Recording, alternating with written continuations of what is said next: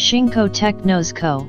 Limited's hydrothermal treatment processes waste materials by making it react with high temperature and high pressure steam, max 230 degrees Celsius/3 miles per hour, inside the reactor.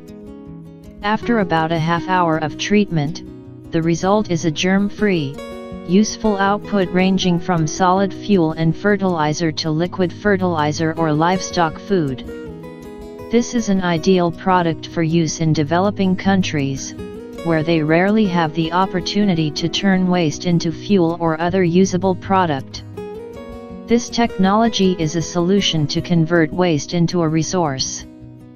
Using only water and nothing else, the simple process uses heat to cause decomposition.